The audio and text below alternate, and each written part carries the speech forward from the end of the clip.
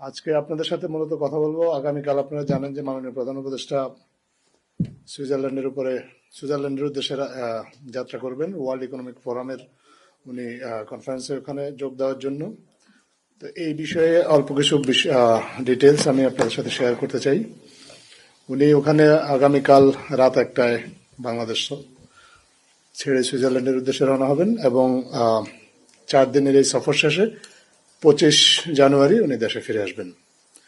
এই সফরে বেশ কিছু গুরুত্বপূর্ণ ডিগনিটারিজ আছেন যাদের সাথে উনি দেখা করবেন, দ্বিপাক্ষিক মিটিং করবেন। এর মধ্যে রয়েছেন জার্মানির চ্যান্সেলর ওলফ শোলস, ফিনল্যান্ডের প্রেসিডেন্ট আলেকজান্ডার স্টাব, বেলজিয়ামের কিং ফিলিপস এবং থাইল্যান্ডের প্রধানমন্ত্রী পেন্ট্রো সিনাওয়াত্রা। এই 4 জন সরকার এবং রাষ্ট্রপ্রধান ছাড়াও আরো বেশ কিছু গুরুত্বপূর্ণ ব্যক্তির সাথে উনি এখানে এবং বিজনেস লিডার তাদের সাথে মিটিং করবেন। এর মধ্যে আছেন শেখ লতিফা বিন মোহাম্মদ বিন রাশিদ আল মাকতুম, উনি দুবাইয়ের রুলার এবং সংযুক্ত আরব আমিরাতের প্রধানমন্ত্রী। ওনার কন্যা, একই সাথে উনি chairperson Dubai cultural arts and authority.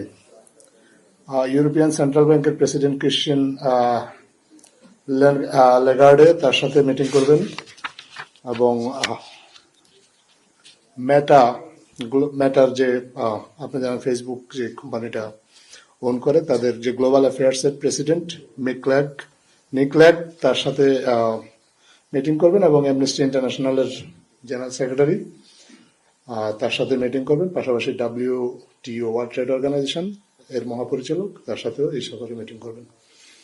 আর পাশাপাশি এই সম্মেলনে আসলে একটা খুব গুরুত্বপূর্ণ দিক হচ্ছে এখানে একটা বাংলাদেশ বিষয়ক একটা সেপারেট ডায়ালগ হবে, যেখানে বিশ্বের অনেক গুরুত্বপূর্ণ ব্যবসায়িক প্রতিনিধি বা ব্যবসায়িক নেতৃবৃন্দ পাশাপাশি এবং বেশ কিছু গুরুত্বপূর্ণ আন্তর্জাতিক প্রতিষ্ঠানের সিইও যারা এখানে যোগ দিবেন। এই ডায়ালগটা বাংলাদেশ ডায়ালগ যেটা, এটা বাংলাদেশের জন্য খুবই গুরুত্বপূর্ণ এবং এটা একটা রেয়ার অপরচুনিটি। সাধারণত উন্নত দেশগুলোই এ ধরনের ফোরামে এই জাতীয় ডায়ালগ করার সুযোগ পায়। বাংলাদেশ ডাব্লিউ ইকোনমিক ফোরামে প্রথমবারের মতো এই ধরনের ডায়ালগে অংশ নেওয়ার সুযোগ পেয়েছে। এই ডায়ালগটা আমরা আশা করি, বর্তমান অন্তর্বর্তীকালীন সরকার আশা করে, বাংলাদেশে বৈদেশিক বিনিয়োগ বৃদ্ধি এবং ইন্টারন্যাশনাল বিজনেস লিডারদের কনফিডেন্স বৃদ্ধির জন্য বাংলাদেশের প্রতি এই ডায়ালগটা এবং সামগ্রিকভাবে এই যে ওয়ার্ল্ড ইকোনমিক ফোরামের এই সফরটা, এটা আমাদের জন্য সহায়ক হবে।